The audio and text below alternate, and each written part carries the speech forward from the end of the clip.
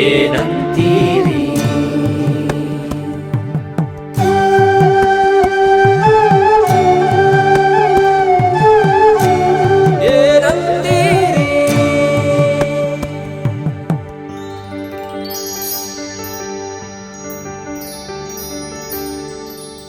ನಮ್ಗೆಲ್ಲರಿಗೂ ಗೊತ್ತಿದೆ, ಗಣೇಶ ಅಂತ ಹೇಳಿದ್ರೆ ಅವನು ಸಾಧಾರಣವಾಗಿ ಶಿವ ಮತ್ತೆ ಪಾರ್ವತಿಯರಿಗೆ ಹುಟ್ಟಿದ ಮಗ ಅಲ್ಲ. ಅವನು ಶಿವ ಮತ್ತೆ ಪಾರ್ವತಿಯರಿಗೆ ಹುಟ್ಟಿದ ಮಗ ಅಲ್ಲ, ಅವನು ಹುಟ್ಟಿದ್ದು ಬರೀ ಪಾರ್ವತಿಗೆ ಹುಟ್ಟಿದ್ದು ಅಂತ ಹೇಳ್ತಾರೆ.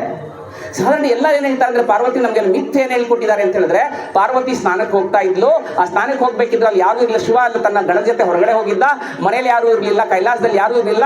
ತಾನು ಸ್ನಾನಕ್ಕೆ ಹೋಗ್ಬೇಕಿದ್ರೆ ಯಾರಾದ್ರೂ ಒಳಗೆ ಬರಬಾರ್ದಲ್ಲ ಅಂದ್ಬಿಟ್ಟು ಒಂದು ತನ್ನ ಮೈ ಮೇಲಿರೋ ಕೊಳೆಯಿಂದ ಒಂದು ಮೂರ್ತಿ ಮಾಡಿ ಅದಕ್ಕೆ ಒಂದು ಜೀವ ಕೊಟ್ಟು ಗಣೇಶ ಅಂತ ಮಾಡಿದ್ಲು ಅಂತ ಕರೀತಾರೆ. ಅಲ್ಲೇ ಇರೋದು ನಮಗೆ ತಪ್ಪು ಹೇಳಿಕೊಟ್ಟಿರೋದು. ಮೈ ಮೇಲೆ ಆದ್ರೆ ಎಲ್ಲರೂ ಕೇಳ್ತಂದ್ರೆ, ಪಾರ್ವತಿ ಮೈ ಮೇಲೆ ಅಷ್ಟೊಂದು ಕೊಳೆ ಇತ್ತಾ ಅಂತ ಕೇಳ್ತಾರೆ. ಹೋಗ್ತಾರೆ, ನೀವು ಚಿಕ್ಕ ಮಕ್ಕಳಿಗೆ ಹೇಳಿದ್ರೆ ಹೇಳ್ತಾರೆ, ಅಯ್ಯೋ ಪಾರ್ವತಿ ಏನು ಸ್ನಾನನೇ ಮಾಡ್ತಾ ಇರ್ಲಿಲ್ವಾ, ಅಷ್ಟು ಕೊಳೆ ಇತ್ತಾ ಅಂತ ಕೇಳ್ತಾರೆ. ಸ್ವಾಮಿ, ಅದು ಪಾರ್ವತಿ ಕೊಳೆ ಅಲ್ಲ, ಅದು ಈಗಿನ ತರ ನಿಮ್ಗೆ ಲಕ್ಸು ನಿರ್ಮ ಆ ಸೋಪೆಲ್ಲ ಇರ್ಲಿಲ್ಲ. ಆಗೇನ್ ಮಾಡ್ತಾ ಇದ್ರು ಸೋಪ್ ಅಂತ ಹೇಳಿದ್ರೆ, ಆಗ ಕಡಲೆ ಹಿಟ್ಟು, ಚಂದನ ಮತ್ತೆ ಇದನ್ನೆಲ್ಲಾನು ಸೇರಿಸಿ ಅದನ್ನ ಹಿಟ್ಟು ಕಲಸಿ ಅದರಿಂದ ಅವರು ಮೈ ಉಜ್ಕೊಳ್ತಾ ಇದ್ರು. ಹಾಗಾಗಿ ಏನ್ ಮಾಡ್ತಾಳೆ ಅಂತ ಹೇಳಿದ್ರೆ, ತಾನು ಹೊರಗಡೆ ಹೋಗ್ಬೇಕಿದ್ರೆ, ಸ್ನಾನಕ್ಕೆ ಹೋಗ್ಬೇಕಿದ್ರೆ ಯಾರಾದ್ರೂ ಕಾಯ್ತಾ ಇರ್ಬೇಕಿದ್ರೆ ಯಾರು ಇಲ್ವಲ್ಲ ಅಂತ ಹೇಳಾಗೆ ಅವಳು ಏನು ಕಲಸಿಟ್ಕೊಂಡಿರ್ತಾಳಲ್ಲ, ಅದು ಮುದ್ದೆ ಇರುತ್ತಲ್ಲ, ಆ ಇದರಿಂದ ಒಂದು ಮೂರ್ತಿ ಮಾಡ್ತಾಳೆ.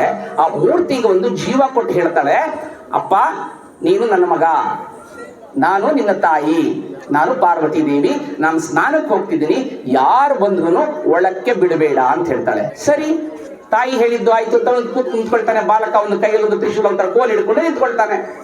ಈ ಕಡೆ ಏನಾಗತ್ತೆ ಅಂತ ಹೇಳಿದ್ರೆ, ಪಾರ್ವತಿ ಸ್ನಾನಕ್ಕೆ ಹೋಗಿರ್ತಾಳೆ, ಅಲ್ಲಿ ಶಿವ ಅವನು ಎಲ್ಲೋ ಹೊರಗಡೆ ಹೋಗಿರ್ತಾನೆ, ತನ್ನ ಗಣದ ಜೊತೆ ಹೋಗಿರ್ತಾನೆ, ಗಣದ ಜೊತೆ ಬರ್ತಾನೆ. ಶಿವ ಅಂದ್ರೆ ನಿಮಗೆಲ್ಲರಿಗೂ ಗೊತ್ತು, ಶಿವ ಅಂದ್ರೆ ಕೋಪಿಸ್ತ, ಅವ್ನು ಸ್ವಲ್ಪ ಅವ್ನು ಕೋಪಿಸ್ಕೊಂಡು ಬರ್ತಾನೆ. ಬರೀ ತಕ್ಷಣ ಏನ್ ಮಾಡ್ತಾನೆ, ಒಳಗಡೆ ಹೋಗಾಗಿಲ್ಲ ಅಂತಾನೆ. ಯಾಕೊಳಗೆ ಹೋಗಿಲ್ಲ ಅಂದ್ರೆ, ನಮ್ಮಮ್ಮ ಅಲ್ಲಿ ಸ್ನಾನ ಮಾಡ್ತಾ ಇದ್ದಾಳೆ ಅಂತಾನೆ. ಯಾರು ನಿಮ್ಮಮ್ಮ ಅಂತಾರೆ, ನಮ್ಮಮ್ಮ ಪಾರ್ವತಿ.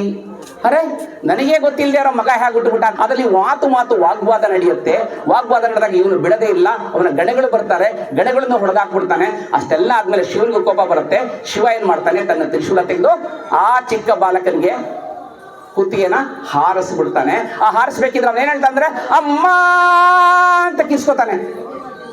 ಯಾವಾಗ್ಲೂ ತಾಯಿ ಕರಳಿ ಏನಿರುತ್ತೆ ಗೊತ್ತಾ, ಏನೇ ಆಗ್ಲಿ ತನ್ನ ಮಗನಿಗೆ ಏನಾದ್ರೂ ಒಂದು ಚೂರು ಹಾಕ್ಬಿಟ್ರೆ ಏನಾಗುತ್ತೆ, ತಾಯಿಗೆ ಏನನ್ಸುತ್ತೆ, ಕರಳು ಚುರುಕನ್ನತ್ತೆ.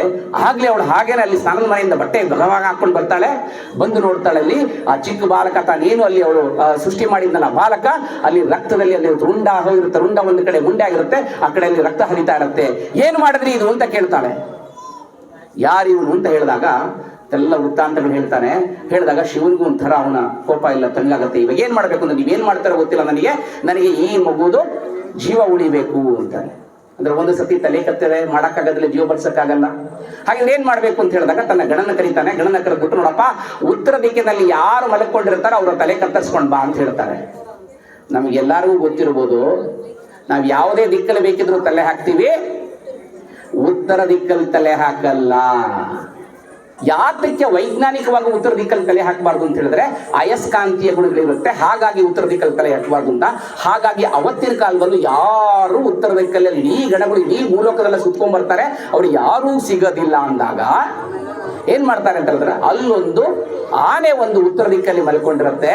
ಆ ಹೋಗಿ ಏನ್ ಮಾಡ್ತಾರೆ ಅಂದ್ರೆ, ಆ ಆನೆಯ ರುಂಡನ ಕತ್ತರಿಸ್ಕೊಂಡು ಬರ್ತಾರೆ. ಆ ಆನೆಯ ರುಂಡನ ಆ ಏನು ಮುಂಡ ಇರತ್ತಲ್ಲ, ಅಲ್ಲಿ ಅಂದ್ರೆ ದೇಹ ಇರತ್ತಲ್ಲ, ಅಲ್ಲಿಗೆ ಇಟ್ಟು ಅದಕ್ಕೆ ಮಾಡ್ತಾನೆ. ಸೊ ಅವತ್ತಿಂದ ಅವನ ಹೆಸರೇನಾಗತ್ತೆ ಅಂತ ಹೇಳಿದ್ರೆ ಗಜಾನನ ಅಂತ ಆಗತ್ತೆ. ಗಜಾನನ ಅಂದ್ರೆ ಏನು, ಆನೆ. ಗಜ ಅಂದ್ರೆ ಆನೆ, ಮುಖ ಇರಂದ್ರೆ ಗಜಮುಖ. ಗಜಮುಖ ಅಂತ ಹೇಳಿದ್ರೆ ಗಣೇಶನಿಗೆ ದೇಹ ಎಲ್ಲಾನು ಮನುಷ್ಯನ ದೇಹ, ಮುಖ ಮಾತ್ರ ಆನೆ, ಹಾಗಾಗಿ ಗಜಮುಖ ಅಂತ ಬರುತ್ತೆ. ಸರಿ, ಹಾಗೆ ಹೇಳ್ತಾಳೆ. ಹಾಗೆ ಇಷ್ಟೇ ಕೊಟ್ಟರು ಸಾಲಲ್ಲ, ನನ್ನ ಮಗನ್ನ ನೀವು ಕೊಂದು ಬಿಟ್ಟಿದ್ರಿ, ನೀವು ಮರುಜೀವನ ಕೊಟ್ಟರು ಸಾಲಲ್ಲ, ಅವನಿಗೆ ಏನಾದ್ರೂ ಒಂದು ವಿಶೇಷವಾದ ಅಧಿಕಾರ ಕೊಡಬೇಕು ಅಂತ ಹೇಳಿದಾಗ ಅವಳೇನ್ ಮಾಡ್ತಾಳೆ ಅಂತ ಹೇಳಿದ್ರೆ, ತನ್ನ ಗಣಗಳಿರತ್ತಲ್ಲ, ಅಂದ್ರೆ ತನ್ನ ಈಶ್ವರ ತನ್ನ ಗಣಗಳಿರುತ್ತಲ್ಲ, ಆ ಗಣಗಳಿಗೆಲ್ಲ ಅಧಿಪತಿ ಮಾಡ್ತಾನೆ. ಹಾಗಾಗಿ ಗಣೇಶನ ಹೆಸರಿಂದ ಬರುತ್ತೆ ಗಣಪತಿ. ಗಣಗಳಿಗೆ ಅಧಿಪತಿ ಆಗಿರೋನು ಗಣಪತಿ ಅಂತ ಹಾಕ್ತಾನೆ. ಈಶಾ ಅಂದ್ರೆ ಏನು ನಮ್ಮಲ್ಲಿ? ಈಶಾ ಅಂದ್ರೆ ಬರೀ ಈಶ್ವರ ಅಂತ ಅಲ್ಲ, ಈಶಾ ಅಂದ್ರೆ ಒಡೆಯ ಅಂತ ಅರ್ಥ. ಅಂದ್ರೆ ತನ್ನ ಗಣಗಳಿಗೆಲ್ಲ ಒಡೆಯ ಆದ್ರೆ ಅವನೇನಾಗ್ತಾನೋ ಗಣೇಶ ಅಂತ ಆಗ್ತಾನೆ. ಅಂದ್ರೆ ಹೀಗೆ ನಮ್ಮ ಮಕ್ಕಳುಗಳ ಹೆಸರು ಕೇಳಿದ್ರೆ ಗಣೇಶ ಅಂತ ಯಾಕೆ ಹೆಸರು ಬಂತು, ಗಣಪತಿ ಅಂತ ಯಾಕೆ ಹೆಸರು ಬಂತು, ಗಜಮುಖ ಅಂತ ಯಾಕೆ ಹೆಸರು ಬಂತು ಅಂತ ಹೇಳಿದ್ರೆ ಈ ಕಥೆಗಳು ಹೇಳಬೇಕು. ಅದಾದ್ಮೇಲೆ ಏನ್ ಮಾಡ್ತಾನೆ ಅಂದ್ರೆ ಇಷ್ಟೇ ಕೊಟ್ರೆ ಸಾಲಲ್ಲ, ಇವನೇನಂತ ಹೇಳಿದ್ರೆ ಯಾವುದೇ ವಿಘ್ನ ವಿನಾಶಕ ಅಂತ ಕರೀತಾರೆ. ಅಂದ್ರೆ ವಿಘ್ನ ಆಯ್ತಲ್ಲ, ಏನೇ ವಿಘ್ನ ಆದ್ರೂ ಅದಕ್ಕೆ ಮಾಡ್ಬೇಕಿದ್ರೆ ಅಗ್ರ ಪೂಜೆ ಇವರಿಗೆ ಸಲ್ಲಬೇಕು. ಇವನ್ ಒಂದ್ಸತಿ ಅಗ್ರ ಪೂಜೆ ಸಲ್ಲ ಮೇಲೆ ಇನ್ ಯಾವುದೇ ಕೆಲಸಗಳು ನಿರ್ವಿಘ್ನವಾಗಿ ನಡೆಯುತ್ತೆ. ಹಾಗಾಗಿ ಅವನೇನಂತಾರ ಅವನ್ನ ವಿಘ್ನೇಶ ಅಂತ ಕರೀತಾರೆ. ಅಂದ್ರೆ ಎಷ್ಟು ಹೆಸರುಗಳು ಗೊತ್ತಾಯ್ತು ನಮಗೆ? ಗಣಪತಿ, ಗಣೇಶ, ಗಜಮುಖ, ವಿಘ್ನೇಶ್ವರ, ವಿಘ್ನೇಶ.